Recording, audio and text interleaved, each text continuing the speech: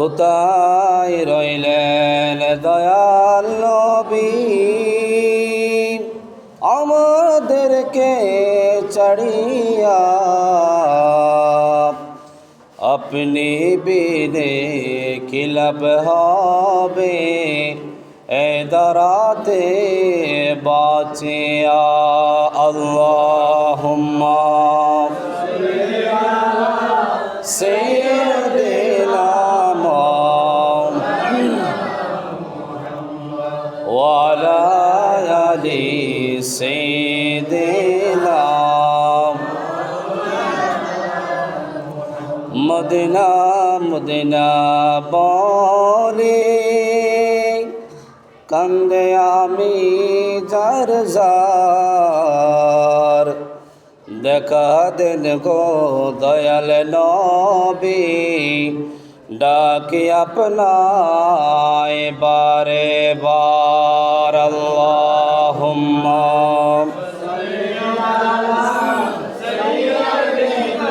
মাওলানা মুহাম্মদ ওয়া আলা আলি সাইয়্যিদিনা কঠিন হাসরের দিনে কেউ তো কারো হবে না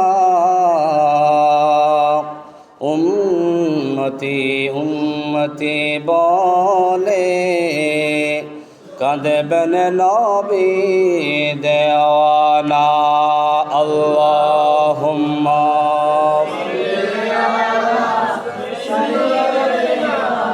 মাওলানা মুহাম্মদ ওয়া আলা আলি সাইয়্যিদিনা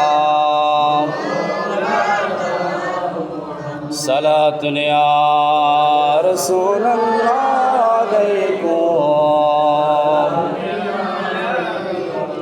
ওয়াল হাবিবুল্লাযী তুরজা শাফাআতুহু لكل حول من الأحوال مقتحمين صلاة يا سلام يا نبينا الآمر الله فلاحة أبر في قول الله منه على نعمي صلاة يا رسول الله سلام يا لا إله إلا الله جري لا إله إلا الله لا إله إلا الله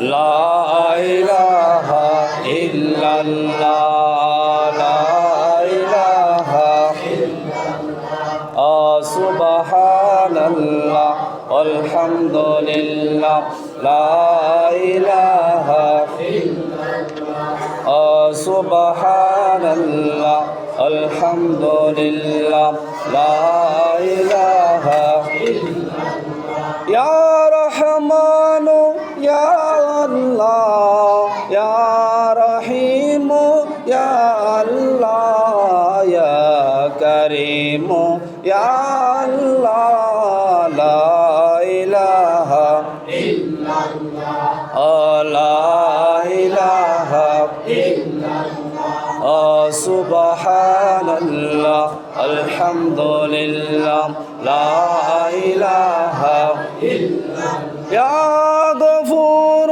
يا الله يا غفار يا الله يا غفور يا الله يا غفار يا الله يا ستار يا الله لا إله إلا الله سبحان الله الحمد لله لا إله إلا الله সুবহানাল্লাহ আলহামদুলিল্লাহ লা ইলাহা হাসবি রাব্বি জাল্লাল্লাহ মা ফি কলবি গায়রুল্লাহ নূর মুহাম্মদ সাল্লাল্লাহু লা ইলাহা ইল্লাল্লাহ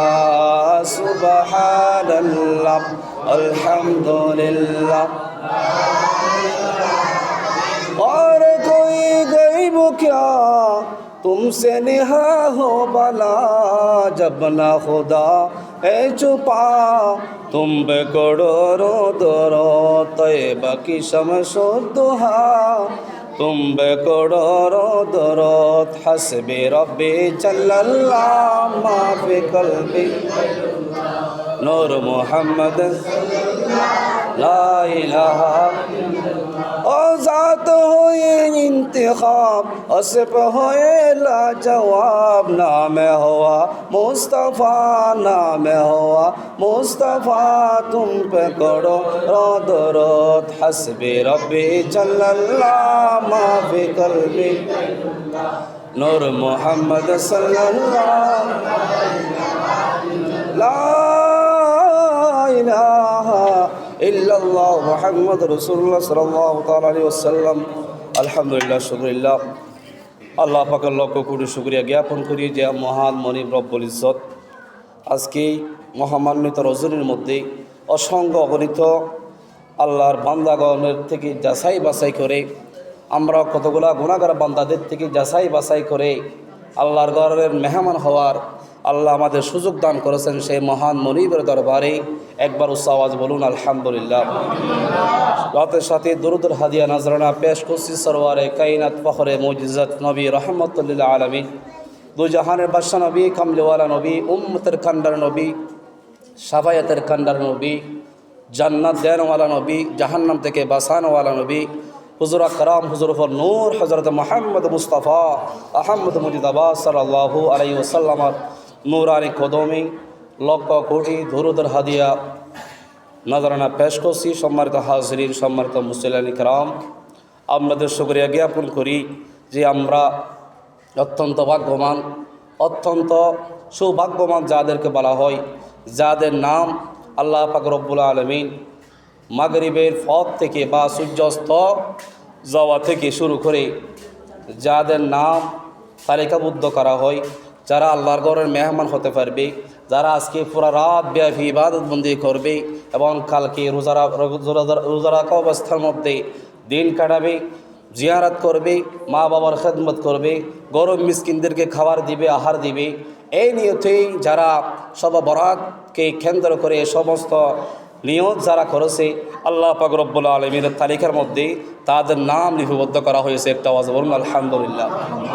কারণ আল্লাহ পাক রব্বুল আলামিন বান্দাদেরকে প্রায় 365 দিনের মধ্যে যাচাই বাছাই করে আল্লাহ পাক রব্বুল আলামিন বান্দাদের জন্য যাচাই বাছাই করে 365 দিনকে আমরা সমস্ত দিনগুলো আমরা দামি মনে করি না, তবে সর্বশ্রেষ্ঠ দিন হিসাবে সর্বশ্রেষ্ঠ উম্মতে মুহাম্মদের মধ্যে সর্বশ্রেষ্ঠ দিন হিসাবে আমরা শব বরাতকে উদযাপন করতে থাকি একটা আওয়াজ বলুন আলহামদুলিল্লাহ।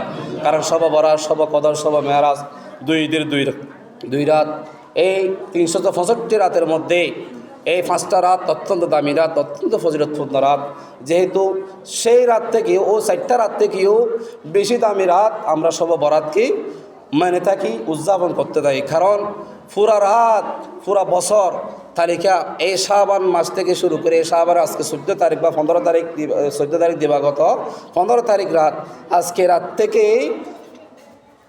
2027 সালের শাবান মাস পর্যন্ত পুরা এক বছরের তালিকা আপনি কতগুলো বাঁচবেন, কত সময় আপনি হায়াত পাবেন, আপনার রিজিক কতটুকু থাকবে, আপনার ছেলে কি আগে চলে যাবে নাকি আপনার মেয়ে চলে যাবে, নাকি আপনি বাবার আগে চলে যাবেন নাকি বাবার আগে আপনি চলে যাবেন। এইভাবেই আল্লাহ পাক রব্বুল আলামিন সমস্ত কিছু নির্ধারণ করে থাকেন।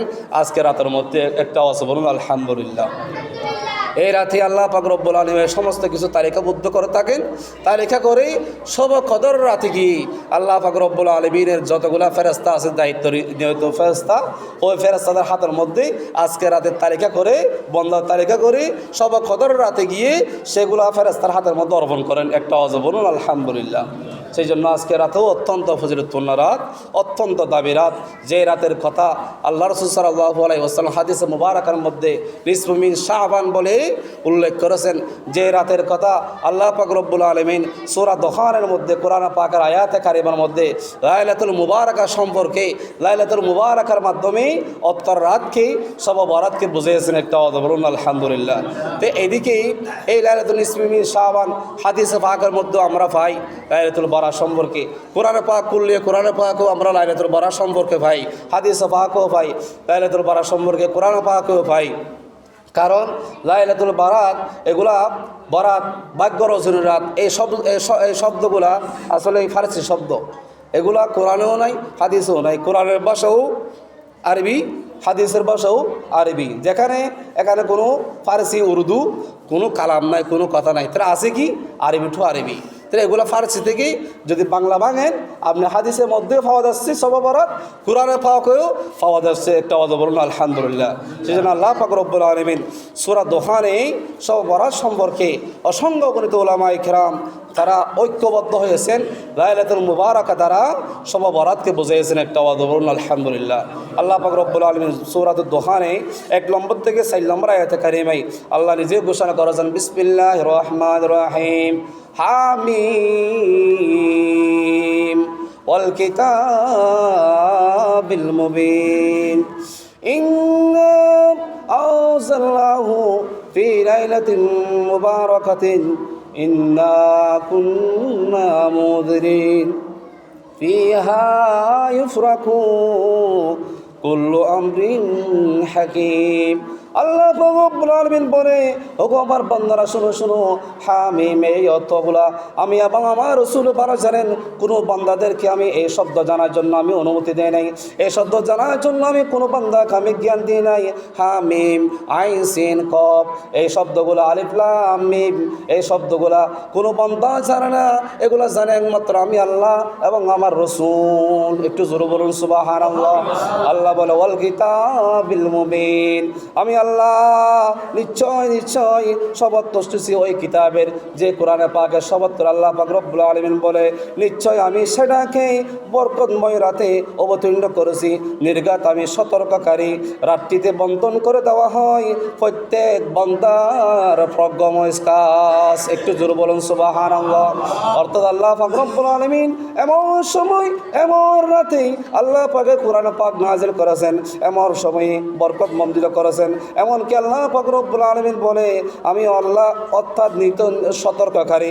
শুধু তাই নয়, আমি বন্টন করে দিই এই সব রাতের মধ্যে বন্দার যা কিছু জানা, যা কিছু অজানা আছে, যা কিছু সমস্যার সম্মুখীন আছে, সমস্ত কিছু আমি আল্লাহ বান্দার কাজ খাতার মধ্যে লিপিবদ্ধ করে রাখি। একটু জোর বলুন সুবহানাল্লাহ। আজকে রাত অত্যন্ত দামি রাত, অত্যন্ত ফজিলতপূর্ণ রাত। সে আয়াতে কারিমা থেকে অনেক মুহাদ্দিস মুফাসসিরগণ আয়াতের কারিমার ব্যাখ্যায় মুফাসসিরগণ ব্যাখ্যা দিচ্ছেন।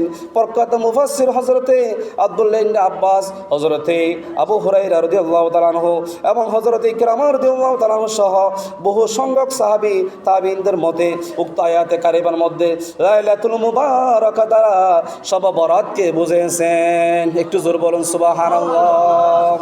এমনকি বলা হচ্ছে ফাকালা ইবনে আব্বাস রাদিয়াল্লাহু তাআলা আনহুমা হামিম ইয়ানি কাদাল্লাহ মা হুয়া কায়িনুন ইলা ইয়াউমিল কিয়ামাতি ওয়াল কিতাবিল মুবিন ইয়ানি আল কুরআন ফি লাইলাতিল মুবারাকা হিয়া লাইলাতুন নিসফি মিন শাবান ও হিয়া লাইলাতুল বারাত। একটু জোরে বলুন সুবহানাল্লাহ। তাফসীর ইবনে আব্বাস রাদিয়াল্লাহু তাআলা আনহু, যিনি তাফসীর কারকের সর্বশ্রেষ্ঠ তাফসীর কারক হযরতে আব্দুল্লাহ ইবনে আব্বাস রাদিয়াল্লাহু তাআলা আনহু, ইনি তাফসীর করতেছেন লাইলাতুল মুবারাকা দ্বারা অর্থাৎ এই শাবান মাসের 15 তারিখ, শাবান মাসের 14 তারিখে দিবাগত 15 তারিখকে বুঝিয়েছেন। এমনকি বলা হচ্ছে হামিম, এই কথাগুলোর উত্তর জানে কে? আল্লাহ এবং রাসূল ভালো জানেন। এমনকি আল্লাহ পাক রব্বুল আলামিন আয়াতে কারিমার মধ্যে শপথ বলতেছেন, কোন কিতাবের শপথ? কোরআনে পাকের শপথ দ্বারা বলেছেন লাইলাতুল মুবারাক, শাবান মাসের 14 তারিখ দিবাগত রাত, অর্থাৎ লাইলাতুল বারাত। একটু জোরে বলুন সুবহানাল্লাহ। একটা গেল হযরতে ইকরামা রাদিয়াল্লাহু তাআলা আনহু, তিনি রাওয়ায়াত করতেছেন, তিনি তার এই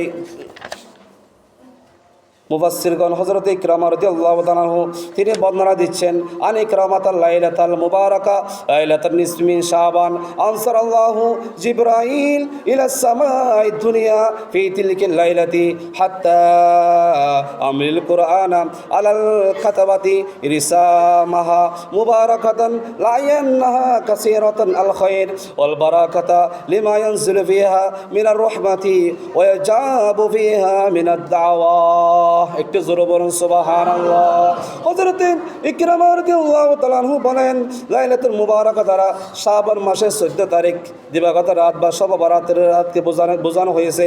আল্লাহ তাআলা হযরত জিবরাইল আলাইহিস সালামকে প্রথম আসমানে নাজিল করেন এই রাতে, এবং ওই রাতে তাকে কোরআন পাকের শ্রুত লিখন শিক্ষা দিয়েছেন, এবং এই রাতকে মুবারক নাম রাখার কারণ হলো এইতে কল্যাণময় এবং আল্লাহর রহমত নাজিল হয়, এবং আল্লাহ পাক রব্বুল আলামিন বান্দাদের দোয়া কবুল করেন।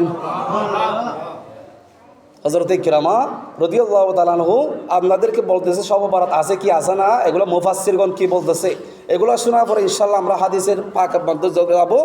এরপরে আলোচনা শেষ করে আমরা নামাজের মধ্যে দাঁড়াবো, নামাজ আদায় করবো। শবে বরাতের নামাজ শেষ করে মোনাজাত করে মিলাদ কিয়াম করে আমরা কি যাবো। এতক্ষণ পর্যন্ত আল্লাহ পাক আমাদেরকে ধৈর্য ধারণ করে বসার তৌফিক দান করে সকল বলেন আমিন।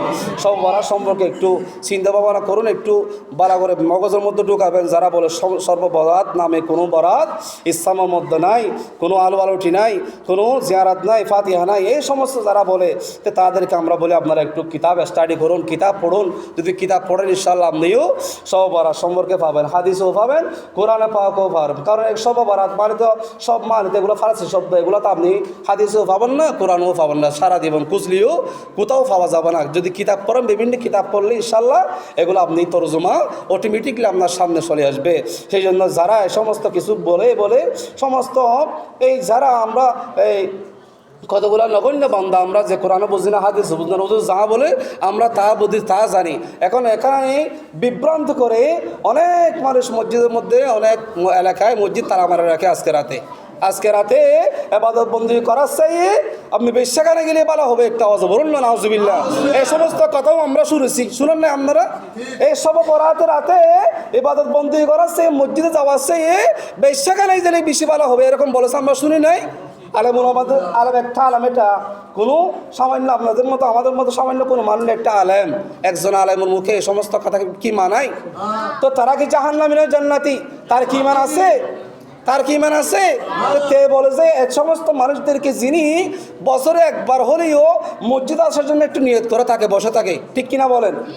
একদিন রাতেও এক রাত হলেই ইবাদত বন্দি করার জন্য চিন্তা করে, এবং তিনি তার সমস্ত কাজকর্ম তাড়াতাড়ি করে শবে বরাত কখন আসে বলে তিনি বসে থাকে। সেই রাতেও ওই বান্দাকে মসজিদে আসার জন্য তিনি বারণ করে দেয়। নাউজুবিল্লাহ বলেন।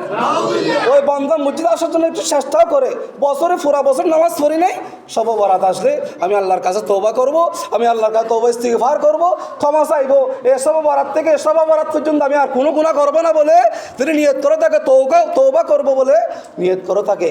ওই বান্দাকে মসজিদে না আসার জন্য বারণ করে থাকে। এই সমস্ত ফিতনা ফাসাদ মোল্লা থেকে আল্লাহ আমাদেরকে হেফাজত করো, সকলে বলেন আমিন। সেই জন্য আল্লাহর কাছে এই সমস্ত মানুষদের কাছ থেকে দূরে থাকবেন। শবে বরাত, শবে কদর, শবে মেরাজ, এই দুই রাত, এই সমস্ত রাতগুলা আপনারা ইনশাআল্লাহ জাঁকজমকপূর্ণভাবে একটু চেষ্টা করবেন পালন করার জন্য।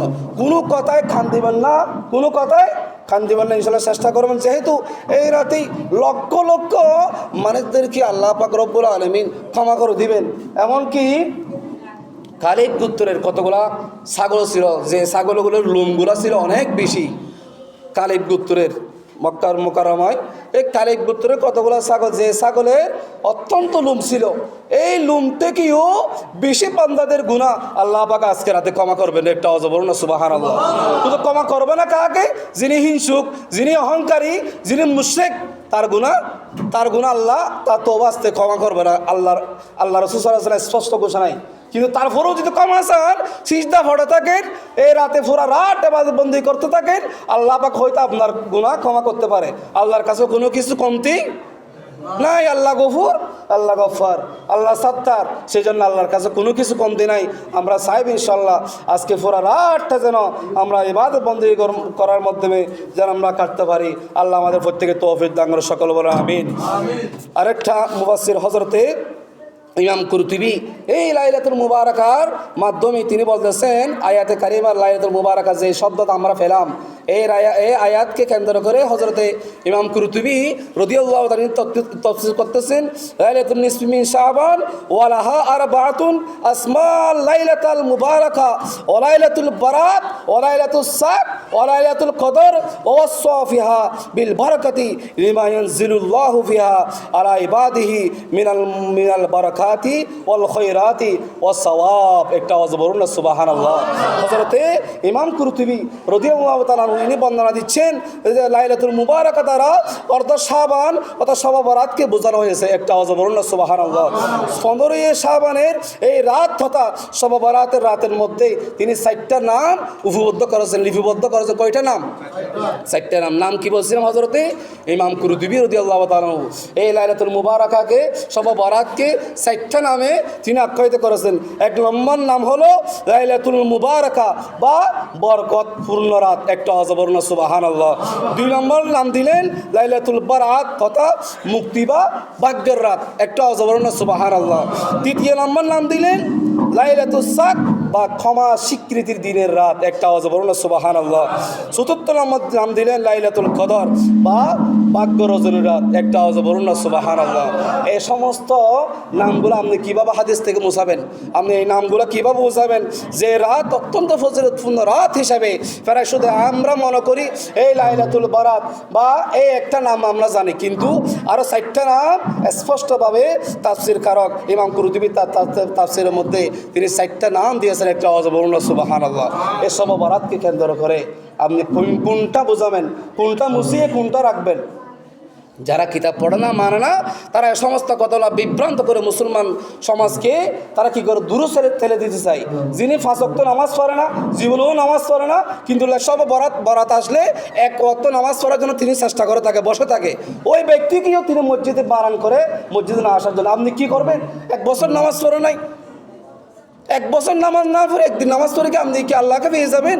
এ সমস্ত কথা বলে কি বলে না? আপনি কি রসুলকে 1 ওয়াক্ত নামাজ পড়ে দরুদ শরীফ পড়ে একদিনের মধ্যে কি আল্লাহকে পেয়ে যাবেন, রসুলকে পেয়ে যাবেন? এই সমস্ত কথা বলে এসব বরাতকে তাকে কি দিচ্ছে, পিছনে তেড়ে দিচ্ছে, দূরে চলে যাচ্ছে। ওই ব্যক্তি বলতেছে, হ্যাঁ ঠিক আছে, তো আমি তো পুরা বছরে নামাজ পড়ি নাই, 1 বছরে তো আমি নামাজ পড়ি, জুমাও তো আমরা পড়ি নাই, শবে বরাতকে আসলে তো আমি শবে বরাতে যাই কেন? তাহলে শবে বরাতে বাদ। এইভাবে বাদ দিতে ইসলামের মধ্যে তার জন্য কিছু নাই, সমস্ত কিছু বাদ। এমনকি মা মারা গেছে, মাকে কবরের মধ্যে ঢুকাই দিলেন, এই ঢুকা দেওয়ার পর আমরা একটা মোনাজাত করি না, দোয়া মোনাজাত, তার মাগফিরাতের জন্য একটু আমার মোনাজাত সম্মিলিতভাবে একটু কী করি, মোনাজাত করে দোয়া করি, সূরা ফাতিহা পড়ি, সূরা ইখলাস পড়ি, কিছু দুরূদ শরীফ পড়ে তার জন্য কিছু হাদিয়া পাঠাই। ওরা বলে খবর দেওয়ার সাথে সাথে আর কোনো দোয়া নাই, হয়ে গেছে দোয়া, জানাজা হয়ে গেছে না, জানাজা তো দোয়া হয়ে গেছে, এখন আমরা চলে যাই। একটা আওয়াজ বলুন না নাউজুবিল্লাহ। তো কেন বন্ধ করতেছেন আপনি দোয়াটা? কেন বন্ধ করতেছেন? তাহলে আমাদের দান সদকা ইবাদত বন্দেগী আমরা তো তাদের জন্য তো নামাজ পড়ি, তাদের জন্য তো রোজা রাখি, তাদের জন্য তো দান সদকা করি, তাদের জন্য সদকে জারিয়া যাকে বলা হয়, যারা কবর পাশে তাদের সদকে জারিয়া আমরা দিই না? এই সদকে জারিয়া যেগুলো দিবেন, একটা যদি বাদানাও যদি মসজিদের মধ্যে কিনে দিই, এই বাদানাটা যেদিন মসজিদে ব্যবহার করবে ততদিন পর্যন্ত জানিয়েতে তিনি একটা বাদানা দিয়েছেন, ওই কবরের মধ্যে সদকে জারিয়া যাইতে থাকবে। সুবহানাল্লাহ বলেন। যদি কবর পাশে গিয়ে যদি কিছু দোয়া দুরূদ শরীফ পড়তে দোয়া মোনাজাত করেন, তাহলে তার কবরও আযাব মাপ পাবে, তার ডানামামে যারা আছে তারাও তাদের আযাবও হালকা হয়ে যাবে। একটা আওয়াজ বলুন সুবহানাল্লাহ। আপনাদেরকে আমি যাবো এখানেই ইনশাল্লাহ, এটাও আপনাদের কবর জিয়ারতের সম্পর্কে আমি কিছু আলোচনা করবো ইনশাল্লাহ। একটু হাদিস শোনাই আপনাদেরকে। আরেকটা হযরত ইমাম সুয়ুতী রাদিয়াল্লাহু তাআলা তিনি আরেকটা হাদিস নোট করেছেন, যে বলা হচ্ছে আন আবি হুরায়রা রাদিয়াল্লাহু তাআলা আনহু আন্না রাসূলুল্লাহ সকলে বলুন সাল্লাল্লাহু আলাইহি ওয়াসাল্লাম ক্বালা তুকাত্তাউল আহাল মিনাশ শাবান ইলা শাবান হাত্তা আন্নার রাজুলা লিয়ানকিহা ওয়া ইউলাদ লাহু ওয়া ক্বাদ খারাজা ইসমাহু ফিল মাউতি। একটু জোরে বলুন সুবহানাল্লাহ। হযরত ইমাম সুয়ুতী রাদিয়াল্লাহু তাআলা আনহু তিনি হাদিস নকল করতেছেন, হযরত আবু হুরায়রা রাদিয়াল্লাহু তাআলা আনহু বর্ণিত, তিনি বলতেছেন রাসূল পাক সাল্লাল্লাহু আলাইহি ওয়াসাল্লাম ইরশাদ করেছেন, এক শাবান থেকে অবশ্য শাবান পর্যন্ত মানুষের হায়াত চূড়ান্ত করা হয়, মানে তার মওত চূড়ান্ত করা হয়। এমনকি একজন মানুষ বিবাহ করেছে, ওই বিবাহ থেকে একটা বাচ্চাও হয়েছে, ওই বাচ্চার নামও তিনি মওতের তালিকার মধ্যে উঠে যাবে। একজন মানুষ বিবাহ করেছে, বিবাহ করার পরে একটা বাচ্চা হয়েছে, ওই বাচ্চার নামও তিনি যে হায়াত শেষ হয়ে যায় বছরে, তার নামও তালিকার মধ্যে উঠে যাবে। তিনি যদি বেঁচে থাকে তাহলে তার নামও খাতার মধ্যে উঠে যাবে। সুবহানাল্লাহ বলেন। অর্থাৎ এই শাবান থেকে সামনে আগামী শাবান পর্যন্ত 26-27 সালে শাবান পর্যন্ত এক বছরের সমস্ত কিছু বাজেট আজকে রাতের মধ্যে আল্লাহ লিপিবদ্ধ কারো থাকেন। সুবহানাল্লাহ বলেন। তো সেই বাজেটের মধ্যে, সেই ভাগ্য রজনীর মধ্যে যদি পরিবর্তন করতে না পারি, গুনাহ যদি আমরা চাইতে না পারি, তা আমাদের মতো হতভাগা দুর্ভাগা ইসলামের মধ্যে থেকে মুসলমান দাবি করে এই ধর্ম প্রচার করে এলাকার মধ্যে মুসলমান, আমি মুসলমান লম্বা টুপি দিয়ে দাঁড়িয়ে রেখে জুব্বা পরে পাঞ্জাবির কোনো লাভ আছে? এই সমস্ত মানুষদেরকে আল্লাহ পাক রব্বুল আলামিন আমাদেরকে হেফাজত করুক, সকলে বলেন আমিন। হযরতে ইমাম কুরতুবী রাদিয়াল্লাহু তাআলা তিনি আরেকটা রিওয়ায়াত করতেছেন, প্রখ্যাত সাহাবী হযরতে আব্দুল্লাহ ইবনে আব্বাস রাদিয়াল্লাহু তাআলা বর্ণিত, তিনি বলেন, কি বলেন,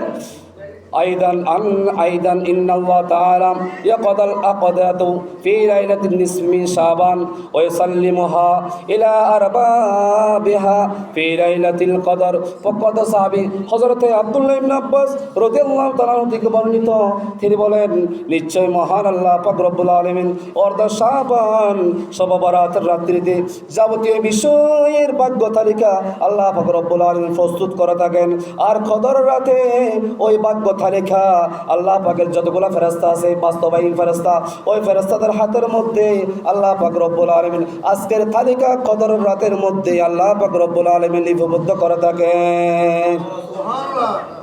আজকে তালিকা করবে, নোট করবে, এই নোটগুলো জমা দিবে সব কদর রাতে গিয়ে দায়িত্বরত ফেরেশতা যারা আছে তাদের হাতের মধ্যে অর্পণ করবেন। একটা বলুন না সুবহানাল্লাহ। শুধু তাই নয়, এই রাতকে বরকতমণ্ডিত বলার কারণ হলো যেহেতু ইহ পরকালীন বহুদিন বহুবান কল্যাণের নিরিখে আল্লাহ পাক রব্বুল আলামিন এই রাত ফেরেশতাগণ অবতরণ করেন। এই রাতের মধ্যে অগণ্য অসংখ্য গণিত আল্লাহ পাকের কতগুলো ফেরেশতা আছে যারা এই রাতের মধ্যে অবতরণ করে থাকেন।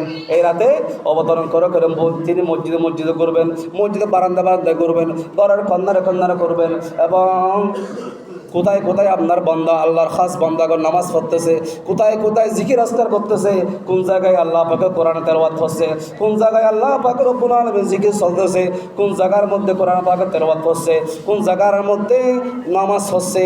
এই সমস্ত মানুষদেরকে পাশে গিরে ধরে তারা তাসবিহ তাহলিল পড়তে থাকে। ফেরেশতা আল্লাহ পাক এতগুলো ফেরেশতা লিপিবদ্ধ করবেন যারা শুধু তালিকা করবেন কোন জায়গায় মানুষ আজকে রাতে সিজদার মধ্যে দাঁড়িয়ে আছে, কোন জায়গায় মানুষ নামাজ পড়তেছে, কোন জায়গার মানুষ কোরআন পাকের তেলাওয়াত করতেছে, কোন জায়গায় জিকিরের চলতেছে। মসজিদের কন্যার হোক, ঘরের কন্যার হোক, যেটা হোক না করো, স্বামী স্ত্রী একসাথে নামাজ পড়ুক, ছেলে মেয়ে একসাথে নামাজ পড়ুক, তো তাদের জন্য ফেরেশতারা দানা বিছাই দেয় এবং তাদের তালিকা আল্লাহর দরবারে লিপিবদ্ধ করা হয়। একটা বলুন সুবহানাল্লাহ। আজকে রাতে যদি একটা সিজদা যদি কবুল হয়ে যায়, তাহলে আমার জন্য আপনার জন্য পুরা বছর যদি গুনাহ যদি করে থাকি, খোদা কি কসম, হাদিসে পাকে স্পষ্ট ভাষা অনুযায়ী আমরা বলতে পারি তার সমস্ত গুনাহ আল্লাহ আজকে ক্ষমা করে দিবেন, যদি সেই নিয়ত সহি নিয়ত যদি থাকে আমাদের। কারণ আমি গুনাহগার, আমি কি করি না করি, আজকে পুরা দিনে কি করেছি না করেছি এই সমস্ত কিছু আমি নিজেও জানি। নিজেও জানি। এই সমস্ত যা করেছি গুনাহ যদি করে থাকি তো আল্লাহর দরবারে একটু লজ্জিত হতে হবে, শর্মিত হয়ে নিজের সমস্ত গুনাহকে যদি সামনে নিয়ে যদি আল্লাহর দরবারে ক্ষমা চাইতে পারি, ইনশাআল্লাহ আজ্জা ওয়া জাল্লা আল্লাহ পাক রব্বুল আলামিন আপনার সমস্ত গুনাহকে ক্ষমা করে দিয়ে আজকে রাতে পরিপূর্ণ মাসুম হিসাবে আল্লাহর দরবার আপনাকে কবুল করা হবে। একটা অজর সুবহানাল্লাহ। সেই জন্য আজকের রাত অত্যন্ত ফজিলতপূর্ণ রাত, দামি রাত, যে রাতে আল্লাহ পাক রব্বুল আলামিন এই কোরআন পাককে লৌহ মাহফুজের মধ্যে অবতরণ করেন। সুবহানাল্লাহ বলেন। লৌহ মাহফুজ থেকে সবে কদর রাতে রাসূল করিম সাল্লাল্লাহু আলাইহি ওয়াসাল্লামের উপর কোরআন পাক 23 বছর ধারাবাহিক রাসূল পাকের উপর কি করেন? নাজিল করেন। সুবহানাল্লাহ বলেন। লৌহ মাহফুজে আল্লাহ পাক রব্বুল আলামিন অবতরণ করে কোরআন পাক, সবে কদরে গিয়ে সেখান থেকে ধারাবাহিক রাসূল করিম সাল্লাল্লাহু আলাইহি ওয়াসাল্লামের উপর পুরা কোরআন পাক নাজিল করতে থাকে ধারাবাহিকভাবে। এমনকি রাসূল করিম সাল্লাল্লাহু আলাইহি ওয়াসাল্লাম এই সব বরাতে আল্লাহ রাসূল সাল্লাল্লাহু আলাইহি ওয়াসাল্লাম ও ইবাদত বন্দেগী করেছেন, উম্মতে মুহাম্মদের জন্য কি করেছেন? দোয়া করেছেন। অর্থাৎ 13 তারিখে দোয়া করেছেন, 14 তারিখে দোয়া করেছেন, 15 তারিখও শাবানা 15 তারিখেও রাসূল করিম সাল্লাল্লাহু আলাইহি ওয়াসাল্লাম উম্মতে মুহাম্মদের জন্য, আমাদের গুনাহগারের জন্য রাসূল করিম সাল্লাল্লাহু আলাইহি ওয়াসাল্লাম আমাদের জন্য দোয়া করেছেন। সুবহানাল্লাহ বলেন। সেই জন্য আমরা 13 তারিখে রোজা রাখি, 14 তারিখে রোজা রাখি, 15 তারিখ আমরা কি করি? রোজা রাখি। 3টা রোজা রাখলেই রাসূল পাক সাল্লাল্লাহু আলাইহি ওয়াসাল্লাম স্পষ্ট ভাষায় বলতেছেন 3টা রোজার মাধ্যমে আমাদের গুনাহ মাফ হয়ে যায়। এমনকি 3বার যদি দরুদ শরীফ পড়ে ইফতার খাওয়ার সময় সেটাও গুনাহ মাফ হয়ে যায়। এমনকি আল্লাহ পাক রব্বুল আলামিন অসংখ্য গণিত রিজিকের মাধ্যমে আপনাকে বরকত মন্ডিত দান করেন। একটা আওয়াজ বলুন না সুবহানাল্লাহ। এই 3টা রোজার মাধ্যমে সেই জন্য আমরা 13 তারিখে রোজা রাখি, 14 তারিখে রাখি, 15 তারিখে রাখি। অনেকে বলে 14 তারিখ, 15 তারিখ, 13 তারিখ এগুলো কোনো শাবানের রোজা নাই। কি শাবানের রোজা? কিরে আপনি মানুষদেরকে বিভ্রান্ত করতেছেন। মানুষ আমল করতেছে, আমল করার জন্য চেষ্টা করতেছে, আপনি তাকে কীভাবে আমল থেকে দূরে যাবেন, আমল থেকে দূরে সরিয়ে দিবেন, এই চিন্তার মধ্যে আপনি থাকেন। এটা কোনো কথা? তো কিতাব একটা বললে পাওয়া যাবে না, বিভিন্ন কিতাবের মাধ্যমে যদি টানেন পড়েন তাহলে গবেষণা করলে ইনশাল্লাহ আপনিও 3টা রোজা পাবেন। ঠিক কিনা বলেন? সেই জন্য আল্লাহ পাক রব্বুল আলামিন ওই সমস্ত মানুষদেরকে আমাদের জান মাল ইজ্জত আবরুক আল্লাহ হেফাজত করো, সকল বলেন আমিন। হযরতে উসমান রাদিয়াল্লাহু তাআলা আনহু ইনি ইরশাদ করতেছেন যে নবী করিম সাল্লাল্লাহু আলাইহি ওয়াসাল্লাম বলতেছেন শাবান মাসের 14 তারিখে দিবাগত রাত প্রথম আকাশে একজন আহ্বানকারী অবতরণ করে ডাকতে থাকেন। কি বলেন? কেউ কি আসো ক্ষমা চাইবে, কে কে আসো রিজিক চাইবে, কে কে আসো সম্মান চাইবে, কে কে আসো ইজ্জত চাইবে, কে কে রোগ আক্রান্তের মধ্যে আসো সেবা চাইবে, কে কে সমস্যা সম্মুখীনের মধ্যে আসো সমস্যা সম্মুখীন থেকে এই ফানা চাইবে, সমাধান চাইবে। এই সমস্ত কথা আল্লাহ পাক রব্বুল আলামিন বলতে থাকেন। কখন থেকে শুরু করেন জানেন? যখন সূর্য ডুবে যায় তখন থেকে আল্লাহ পাক রব্বুল আলামিন আসমানের সপ্তম, ষষ্ঠ, পঞ্চম, চতুর্থ, তৃতীয়, দ্বিতীয়, প্রথম আসমানে আল্লাহ পাক রব্বুল আলামিন অবতরণ করেন। একটা আওয়াজ বলুন না সুবহানাল্লাহ। তো আল্লাহ কি প্রথম আসমানে নেমে আসা মানে কি জানেন? আল্লাহ তো সমস্ত কিছুর মধ্যে বিরাজমান। আল্লাহ শুধু স্পষ্ট একটা আসমানের মধ্যে বিরাজমান নয়, 7 আসমান 7 জমিন। তো আল্লাহ আমার সেই রব থেকে আরেক কাছে আল্লাহ আছে। যদি আপনি মনে করেন আল্লাহ আরশ মহানের মধ্যে বসা আছে, নাউজুবিল্লাহ বলেন। তো আল্লাহ সমস্ত জায়গার মধ্যে বিরাজমান কে? আল্লাহ পাক রব্বুল আলামিন। তাহলে হাদিসে পাকের মধ্যে বলা হচ্ছে আল্লাহ সর্বপ্রথম আসমানে নেমে আসা মানে বান্দাদের উপর এমনভাবে আল্লাহ পাক রব্বুল আলামিন রহমতের নজর দিয়ে তাকান যে রহমতের নজর দিয়ে তাকাইয়ে বান্দার সমস্ত গুনাহ ক্ষমা করে দেন। সুবহানাল্লাহ বলেন। প্রথম আসমানে নেমা মানে এটার অর্থ, এটাই বুঝে নিতে হবে। তা আল্লাহ শুধু প্রথম আসমান নয়, সমস্ত আসমানে আল্লাহ বিরাজমান, সমস্ত জায়গার মধ্যে আল্লাহ কি বিরাজমান। আল্লাহ শুধু একটা জায়গার মধ্যে বিরাজমান নয়, সমস্ত জায়গায় আল্লাহ বিরাজমান। তো প্রথম আসমানের নাম মানে কি বললাম? আল্লাহর স্পেশাল রহমত। আল্লাহ পাক রব্বুল আলামিন প্রথম আসমানে বান্দার দিকে নজরের দিকে তাকাইয়ে থাকেন, নজর দেন, নজর দিয়ে শুরু হয়ে গেল। এই শুরু কখন শেষ হবে জানেন? যতক্ষণ পর্যন্ত সূর্য উঠবে না ততক্ষণ পর্যন্ত আল্লাহ এইভাবে বলতে থাকবেন, কেউ কি আসো ক্ষমা চাইবে, কেউ কি আসো রোগ আক্রান্তের মধ্যে, কেউ কি আসো এই সমস্যা সম্মুখীনের মধ্যে, কেউ কি আসো বিপদ আপদে, বিপদে, কারো কি কোনো ছেলের সমস্যা সময় কি হয়েছে, কোনো ছেলের কি লেখাপড়ার উন্নতি লাগবে, এই সমস্ত প্রশ্ন আল্লাহ বান্দাদের করতে থাকে। বান্দা যখন আল্লাহর কাছে চায় আল্লাহ সেটা দিতেই থাকে। একটা অজবর্ণ সুবহানাল্লাহ। তো সূর্য অস্ত থেকে সূর্য ওঠা পর্যন্ত যা কিছু চাইবেন আজকে রাতে আল্লাহ সমস্ত কিছু আপনাকে আমাকে দিয়ে দিবেন। সুবহানাল্লাহ বলেন। তো আপনি যদি আজকে মহামান্বিত রাতকে কেন্দ্র করে আপনি যদি বেদাত শিরিকের ফতোয়া বলেন, বেদাত শিরিকের এই বিভিন্ন মাসালে বলে সামান্য মানুষদেরকে বিভ্রান্ত করে মসজিদ বিমুখ করতেছেন। আপনার এলাকার মধ্যে সমাজের মধ্যে মানুষ থাকে কখন শব বরাত আসে, কখন আল্লাহর এই মহামান্বিত রাত আছে, যে রাতে কোনো রাতেই বলে নাই আল্লাহ 1 বছরের বাজেট লিপিবদ্ধ করা হবে, কোনো রাতে বলে নাই। আজকে রাতে বলা হয়েছে, আজকে রাতে বলা হলো 1 বছরের বাজেট লিপিবদ্ধ করা হবে। সেই বাজেট অনুযায়ী আপনি যতটুকু হায়াত পাবেন, যতটুকু সম্মান পাবেন, যতটুকু রিজিক পাবেন আজকে রাতের মধ্যে পেয়ে যাবেন। সুবহানাল্লাহ বলেন। সেই জন্য আজকে আমরা পুরো রাত ইনশাআল্লাহ আল্লাহর দরবারে আমরা কোরবান করতে চাই কি চাই না? হাত তুলে বলেন ইনশাআল্লাহ। গরম মধ্যে মা বোন যারা আছে তাদেরকে নামাজ পড়াবেন, তারাও যায় নামাজে বসে থাকবে, কোরআন পাকের তেলাওয়াত করবে, জিকির আজকার করবে, তাসবিহ তাহলিল করবে। সর্বশেষ এবং ফজর নামাজ পড়ে সূর্য যখন উঠে যাবে এরপরে একটু অপেক্ষা করে আপনাদের ইশরাকের নামাজটা আদায় করে যদি একটু ঘুমাতে পারেন আল্লাহ হয়তো আপনার আমল নামায় সমস্ত গুনাহ আল্লাহ ক্ষমা করে দিয়ে আপনাকে মাসুম হিসাবে আল্লাহ কবুল করে নেবেন। একটা অজবরুল্লাহ সুবহানাল্লাহ। এই রাতকে কেন্দ্র করে ইমাম হুসাইন রাদিয়াল্লাহু তাআলা আনহু তিনি এই রাতকে 3 ভাগে ভাগ করতেন। কয় ভাগে? কে এটা? ইমাম হুসাইন কে? রাসূল করিম সাল্লাল্লাহু আলাইহি ওয়াসাল্লামের নাতি, কলিজার টুকরা নাতি। তো তাদের কোনো আমলের কোনো প্রয়োজন ছিল? তারা এই সমস্ত যাদেরকে জন্মাদের সরদার বলা হচ্ছে তারা আমল করার মানে কি? উম্মত মুহাম্মদের জন্য শিক্ষা। তো হযরত ইমাম হুসাইন রাদিয়াল্লাহু তাআলা আনহু তিনি রাতকে 3 ভাগে ভাগ করতেন। তিনি রাতের কিছু অংশ তিনি নামাজের মধ্যে কাটিয়ে দিতেন, শুধু নামাজ, আর কিছু অংশ কোরআন পাকের তেলাওয়াত করতেন। সুবহানাল্লাহ বলেন। আর কিছু অংশ তিনি বেশি তওবা ইস্তিগফারের মাধ্যমে পুরো রাতটা তিনি কাটিয়ে দিতেন। সুবহানাল্লাহ বলেন।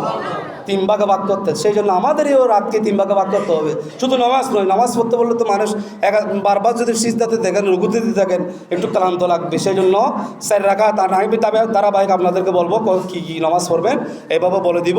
ইনশাআল্লাহ আপনারাও সেইভাবে আমল করার জন্য চেষ্টা করবেন। সেই জন্য কিছু নামাজ পড়বেন, এরপর আবার কোরআন তেলাওয়াত নিয়ে বসে যাবেন, এরপর আবার জিকির আজকার করবেন। এইভাবে করতে ঘুম আসলে একটু চা খাবেন। পুরা রাতটা যদি কোরবান করতে পারেন ইনশাআল্লাহ আমি বুকে হাত দিয়ে বলতে পারবো, কোরআন হাদিস অনুযায়ী আমি বলতে পারবো আপনাকে আল্লাহ সমস্ত গুনাহ ক্ষমা করেও দিয়েছে, আপনি মাসুম হিসাবে আল্লাহর দরবারে কবুল হয়ে যাবেন। সুবহানাল্লাহ বলেন।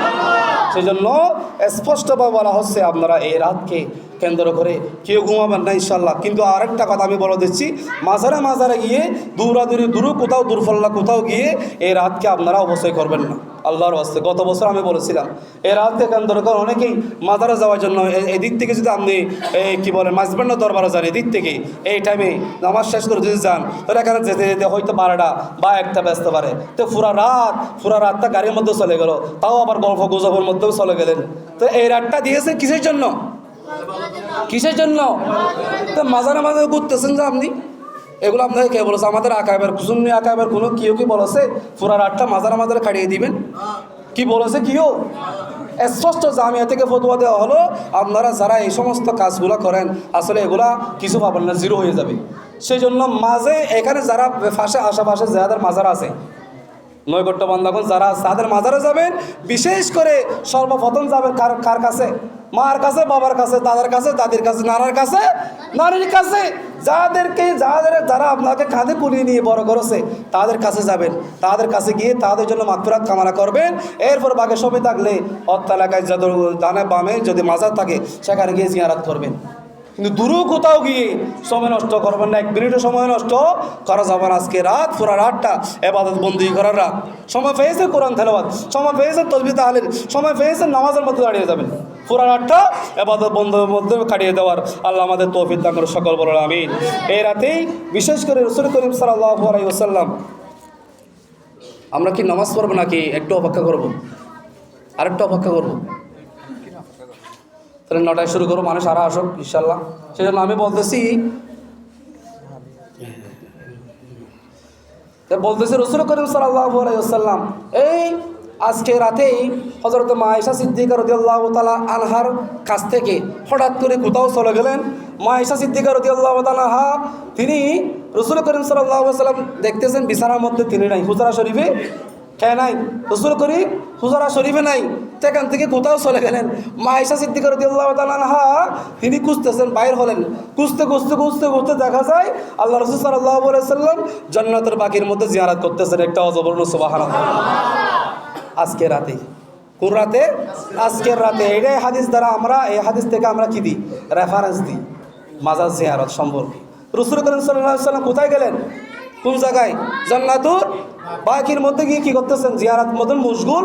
আয়েশা সিদ্দিকা সেখানে গেলেন।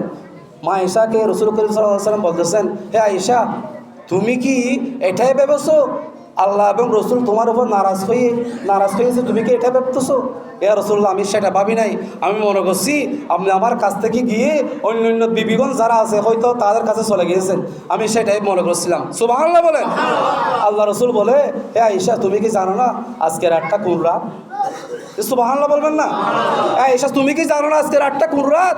যে রাতে আল্লাহ পাক রব্বুল আলামিন রহমতের দৃষ্টি দিয়ে বান্দাদের দিকে তাকায় প্রথম আসমান থেকে, আজকে হলো সেই রাত। সুবহানাল্লাহ বলেন। তো এই রাতেই জান্নাতের বাগের মধ্যে যতগুলা আমার সাহাবী کرام যারা আছে, তাবে তাবি যারা আছে, তারা কোন অবস্থার মধ্যে আছে, তো তাদের মাগফিরাত চাচ্ছি আমি। সুবহানাল্লাহ বলেন। তাদের জন্য আমি দোয়া করতেছি এই জান্নাতের বাগের মধ্যে এসে। সর্বপ্রথম আসমানে নেমে আসেন কে? আল্লাহ পাক রব্বুল আলামিন আজকে রাতে। সেই জন্য আজকেই আল্লাহ পাক রব্বুল আলামিন যেহেতু প্রথম আসমানে নেমে আসেন, তো আমি রসুল চাই জান্নাতের বাকির মধ্যে যারা কবরবাসী আছে তাদের কিছু মাগফিরাত, তাদের কিছু দোয়া আমি রসুল স্পষ্টভাবে তাদেরকে দিতে চাই। একটা আওয়াজ বলুন না সুবহানাল্লাহ।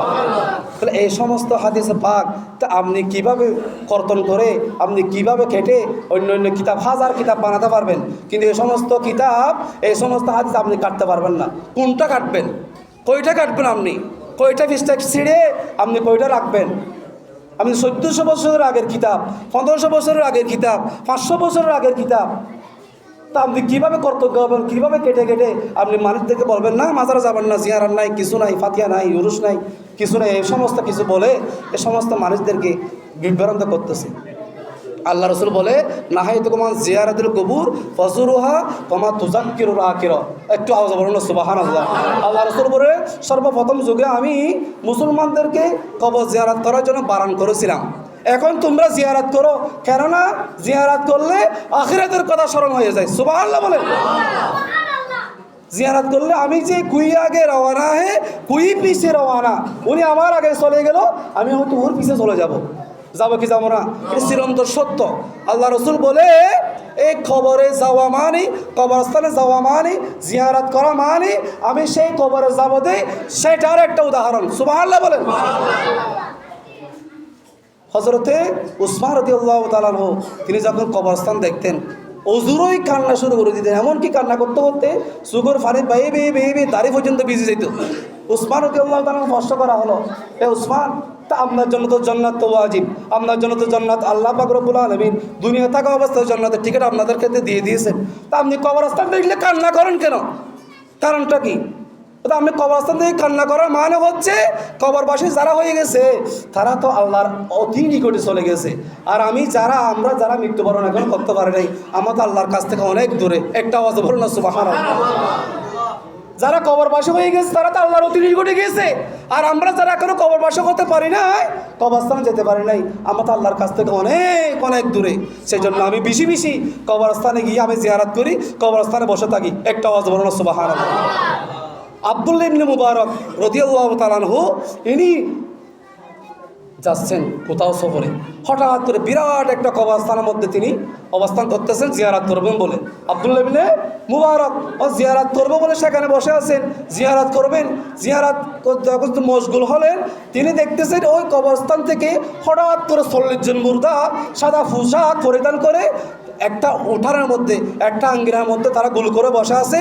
এমনকি আরেকটা দেখতেছেন কিছু নাজুনিয়ামত বেহেশতেই কিছু খাবার তাদের সামনে অবস্থান করতেছে। একটা আওয়াজ বলুন সুবহানাল্লাহ। আব্দুল্লাহ মুবারক তিনি দেখে আছেন ওই সমস্ত মানুষ, তারা 40 জন মানুষ বেহেশত নাজুনিয়ামত বুক করতেছে, খাচ্ছে। আব্দুল্লাহ ইবনে মুবারক বলে, আমি তো অনেক দিনের ক্ষুধার্ত, আমি অনেক দিনের ক্ষুধার্ত, আমাকে কিছু খাবার দেয় কিনা জানি না।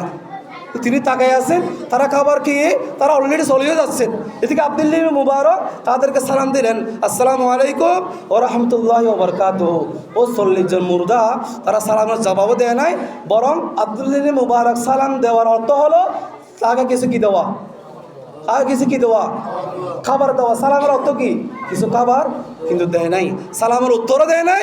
আব্দুল্লাহ মুবারককে কিছু খাবারও, অবশেষে 40 জন মানুষ খাবার খেয়ে সেখান থেকে চলে যাচ্ছেন।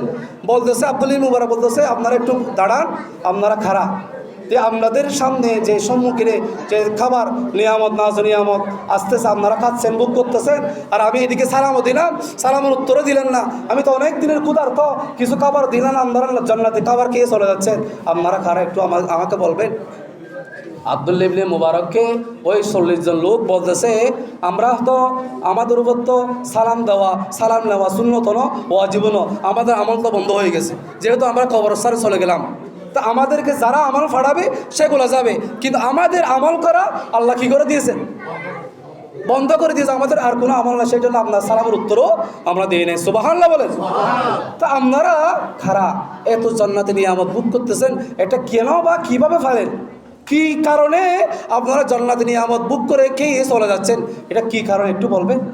তা আব্দুল্লাহ মুবারক তারা আব্দুল্লাহ মুবারককে বলে, হুজুর আসলেই আমরা এই কবরস্থানে আমরা প্রায় এই নিয়ামতটা আমরা বুক করতেছি, 1 দিন নয় 2 দিন নয়, প্রায় 40,000 বছর পর্যন্ত আমরা এই জান্নাতি নিয়ামত বুক করতেছি। সুবহানাল্লাহ বলেন।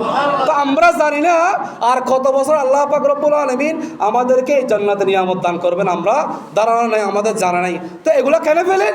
অথচ আমরা এগুলো ফেলাম কারণ হলো আমাদের কবরস্থানের মধ্যে সামনে দিয়ে একজন বুজুর্গ যাচ্ছিলেন, ওই বুজুর্গ একদিন আমাদের উপর কিছু দরুদ শরীফের হাদিয়া পাঠিয়ে দিয়েছে। সুবহানাল্লাহ বলেন। একটু দরুদ শরীফ পড়ার কারণে আমাদের 40 জনের 40 বছর পর্যন্ত এই খাবার আমরা খেতেছি। সুবহানাল্লাহ বলেন। শুধু একটু দরুদ শরীফ একবার বলেন বা 2বার বলেন বা 3বার বলেন, কোথায় গিয়ে? কবরস্থানে গিয়ে। তা আপনি বলতেছেন কবরস্থানে যাবেন না, চেয়ারাত নাই, ফাতিহা নাই, কিছু নেই, এখানে গিয়ে লাভ কি? তারা মারা গেছে, তাদের সালাম দেওয়ার কোনো প্রয়োজন নেই। তো এই সমস্ত কথাগুলো বিভ্রান্ত করে মানুষদেরকে আপনি কি গিয়া করতে বাইর করতে পারবেন ইসলাম থেকে?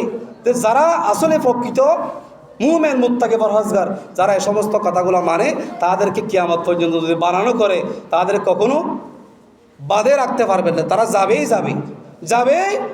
আরেকটা সূরা ইখলাসের একটা বর্ণনা দিচ্ছে আপনাদেরকে। সূরা ইখলাস শরীফ তো আমরা সবাই জানি, সবাই চিনি না? সূরা ইখলাস শরীফ আমরা চিনি না? তো সূরা ইখলাস শরীফ পড়ার কারণেও যদি 40,000 কবরবাসী নাকি কবরস্থানের মধ্যে, সুবহানাল্লাহ বলেন, কয় হাজার? 40,000 কবরবাসী সূরা ইখলাসের সওয়াব দেখুন, একটু চিন্তা করে আপনার 70,000 উপরে দেখা যাচ্ছে হাদিস পাকে। তাও বর্ণনা দিচ্ছেন, কারণ এগুলা যদি না বলি আপনাদের সমস্যার সম্মুখীন হয়ে যাবেন। হযরতে ইমাম ইউসুফ নিবাহানি রাদিয়াল্লাহু তাআলা আনহু, তিনি বিশ্ববিখ্যাত বুজুর্গ ছিলেন। সুবহানাল্লাহ বলেন। তো তিনার কিতাব সাআদাতুদ দারাইন, এই কিতাবের ভিতরেও তিনি রেফারেন্স আনতেছেন হযরতে হাসান বসরির কাছে। এক বৃদ্ধ মহিলা এসে বলতেছে, হুজুর আসলে তো আমরা চিন্তা করে থাকি, আমাদের মা চলে গেছে অনেক আগে, আমাদের বাবা চলে গিয়েছে অনেক আগে, আমাদের দাদা চলে গিয়েছে অনেক আগে, আমাদের দাদিও চলে গিয়েছে অনেক আগে। তো যারা আমাদের আগে চলে গিয়েছেন তাদের কবরস্থানের মধ্যে তাদের অবস্থা আমরা একটু দেখতে চাই। সুবহানাল্লাহ বলেন। তো এই সমস্ত নিয়ত মানুষ করে থাকে কি থাকে না? যেমন নাকি আমি নিজেও আমার বাবাকে তখন কাবন দাবন করে শেষ করে আসলাম, চিন্তা করতেছি বাবা কোন অবস্থার মধ্যে আছে, আমি যদি একটু দেখতে পারতাম। একটু চিন্তা থাকে কি থাকে না? অনেকবার ইনশাল্লাহ আমাকে আল্লাহ পাক রব্বুল আলামিন দেখাইছেন, সেইভাবেই আমি দেখেছি। কিন্তু আল্লাহ পাক রব্বুল আলামিন ওই বুজুর্গের কাছে গিয়ে বলতেছে, হুজুর হাসান বসরির কাছে এক বৃদ্ধ গিয়ে বলতেছে, আমার মেয়ে তো মারা গেছে অনেক বছর আগে, আমার মেয়ের কোন অবস্থা আমি একটু হুজুর দেখতে চাই। তো হাসান বসরি তখন তৎকালীন যুগে তো অনেক বুজুর্গ কিরাম ছিলেন, এখন তো হয়তো কম, তো তারা একটু আমল শিখাই দিতেন। সুবহানাল্লাহ বলবেন না? আমল কি শিখাই দিতেন? আমল যে আমল প্রকৃত আমল যে আমল করলে আপনি সে ফল পেয়ে যাবেন। সুবহানাল্লাহ বলেন। তো ইমাম হাসান বসরি বৃদ্ধ মহিলাকে বলতেছেন, আপনি ইশারার নামাজ পড়ে আপনি 4 রাকাত নামাজ আদায় করবেন। কয় রাকাত? 4 রাকাত নামাজ আদায় করবেন। 4 রাকাতে প্রথম রাকাতে সূরা ফাতিহা পড়বেন, এরপরে গিয়ে 4 রাকাতে 4 বার সূরাতুত তাকাসুর পড়বেন। সুবহানাল্লাহ বলেন। যেমন সূরা তাকাসুর ফজিলত অত্যন্ত দামি। এটাও আমি ইনশাআল্লাহ কোনো একদিন জমাই আলোচনা করব। আমরা প্রথমেই কবরস্থানে গিয়ে সূরা তাকাসুর বেশি পড়ি, সূরা তাকাসুর বেশি পড়ি, আমরা সূরা মুলুক বেশি পড়ি, ইয়াসিন সূরা পড়ি। এইগুলো পড়ি কেন? এইগুলো একটা একটা কি আছে, রেফারেন্স আছে, উত্তর আছে। সেই জন্য ইমাম হাসান বসরি ওনাকে বলতেছে আপনি 4 রাকাত নামাজ পড়বেন, প্রথম রাকাতে শুরু করে আপনি প্রত্যেক রাকাতে সূরা ফাতিহার পরে সূরা তাকাসুর কয়বার পড়বেন? 4 বার পরে আপনি নামাজ শেষ করে সালাম ফিরিয়ে কিছু দরুদ শরীফ পড়ে আপনি ঘুমাইয়ে পড়বেন, কারোর সাথে কথা বলবেন না। আমল শিখাই দিচ্ছেন। কে শিখাই দিচ্ছেন? হযরতে হাসান বসরি। তো উনি শিখাই দিচ্ছে আপনি 4 রাকাত নামাজ পড়ে ঘুমিয়ে যাবেন এবং যতক্ষণ ঘুম আসবে না ততক্ষণ দরুদ শরীফ পড়তে থাকবেন। সুবহানাল্লাহ বলেন। এবং কারোর সাথে কথা বলবেন না, ডানামামে, কিন্তু এই আমলটা করে আপনি ঘুমাবেন, দরুদ শরীফ পড়ে পড়ে ঘুমাবেন। ঠিক ওই তিনি ঘুমাইলেন, ঘুমার পরে হঠাৎ করে তিনি ঘুমের মধ্যে স্বপ্নের মধ্যে দেখতে পেলেন তার মেয়ে তার হাতের মধ্যে জাহান্নামী শিকল বাঁধা, হাতে কোমরের মধ্যে বাঁধ, জাহান্নামী শিকল দিয়ে বাঁধ, এবং পায়ের মধ্যেও জাহান্নামী শিকল দিয়ে কি বাঁধের অবস্থায় জাহান্নামী আগুন। হঠাৎ তোর বৃদ্ধ মহিলা, তো উনি স্বপ্নটা দেখে ইমাম এই হাসান বসরির কাছে চলে গেলেন, খেতে খেতে চলে গেলেন, হুজুর আপনি আমাকে কোন আমল শিখাইলেন? কি আমল শিখাইলেন? যে আমলের কারণে আমি দেখতেছি আমার মেয়ে পুরা শরীর থেকে পা থেকে মাথা পর্যন্ত পুরা জাহান্নামের আগুনের মধ্যে তিনি হাবুডুবু খাচ্ছে। আমি এগুলো দেখে আমার আশ্চর্য হয়ে যাচ্ছি, হুজুর এটা কি আমল শিখাইলেন? ইমাম হাসান বসরি ওনাকে বলতেছেন আচ্ছা তুমি চলে যাও, তাহলে তোমার মেয়ের জন্য তুমি বেশি বেশি সদকা জারিয়া করতে থাকো। একটা আওয়াজ বলুন না সুবহানাল্লাহ। তোমার মেয়েকে যে জাহান্নামের আগুন থেকে বাঁচাতে চাও, তাহলে তুমি বেশি বেশি কি করো? সদকা করো, দান সদকা করো। সুবহানাল্লাহ বলেন। এই জন্য মেয়েদের অধিকাংশ মেয়েরা কোথায় যাবে? জাহান্নামে যাবে। ওই জাহান্নাম থেকে বাঁচতে চাইলে তাদের কিছু বেশি কী করতে হবে? দান সদকা বেশি বেশি করার জন্য তাদের তাগিদ দেওয়া হচ্ছে। তা আপনি যদি না দেন তারা কীভাবে দেবেন? তা আপনি তো এক টাকাও তাকে দিচ্ছেন না। ওই টাকা দিলেও বলতেছে শাড়ি কিনে ফেলে, টাকা দিলে বলতেছে আপনি ত্রিপিস কিনে ফেলে, টাকা দিলে বলতেছে হুজুর লিপস্টিক কিনে ফেলে, মানুষের ওর কিনে ফেলে, কী বলে এই সমস্ত কিছু তারা কিনে ফেলে। সেই জন্য তাদেরকে টাকা দিই না। তাহলে আসলে সেটা না, বরং তাদেরকে টাকা পয়সা দিতে হবে।